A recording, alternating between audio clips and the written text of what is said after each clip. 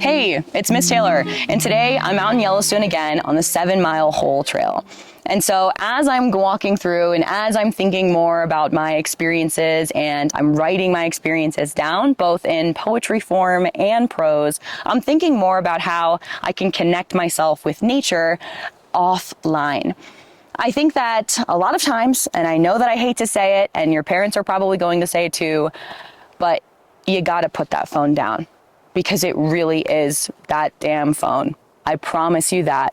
And I know that we hate to say it, but the more reliant that we become on a device that you have to hold in your hand and that you have to scroll through and that you're addicted to, it's going to only get harder to put it down. And if you're looking down at your screen time and you're looking at your phone for 10 hours a day, it is only going to get worse. And I don't know really how to express even more that you just have to put that phone down. Get outside, get those experiences. And while you can learn a lot from the internet, and there are a lot of really incredible courses on our Mod School platform where you can learn online, the biggest thing that I want you to focus on is how you can take that online learning and utilize it in real life. What does that real life experience look like? What does the outside world experience look like? And how we're connecting those online modules to something that's, again, outside. And most importantly, in your community. I really feel like the community aspect for me personally is one of the biggest things that I focus on. In an age right now where things feel really overwhelming and, the news cycle can feel kind of ongoing, like it's never going to stop, and there's always going to be something negative that's kind of bombarding you. What we need to think about as people is how we can come together and how we can use our power in numbers and our power in community to help each other. Helping each other in times like this and building a foundation, building that village is what is exactly going to bring you to the great thing that you're looking for, to the excitement, to the fulfillment that you're searching for in your life, is building a village, building a community. And I think a lot of times people think, oh, I really would love to have a village. I want to have a village of people. But in order to have that village and to build that village, you have to be a villager. And being a villager means contributing to your community actively all the time.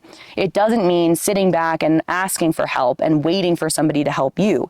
It means actively going out, doing something for your community, making a difference in your community. So then when you do need the help and you are ready to ask for it, there are people who are ready and willing and eager to help you too. So as you're thinking about these kind of community activism and how we can bring each other together, I want you to focus on 3 things that you can do even just this week in order to help your community. And so, for example, some ways that I really like to help my community are down the street from me. I have some lovely elderly neighbors, and I bring their trash cans in for them almost every single Tuesday after I get home from work because it's really difficult for them. And a lot of times I will work around in my neighborhood, there is a community food bank. And so if I have extra food, which I almost always do, I will bring and donate that there. I also look into volunteering in my community garden, which is a really cool thing to do. So while I don't have a plot in the community garden, there are different things that you can do to volunteer to help pull weeds and to help keep it clean and to help keep it nice. And again, these are things that I do on my own every week or every month. And sometimes it seems overwhelming and stressful to think about how you have to do so much to kind of become this village and create this village, but it's really not as much once you integrate it into your everyday routine. Once it feels like something that you're doing every day and something that you're kind of really excited to do every day, it's not going to be as overwhelming. And then when you do need the help, somebody will be there for you.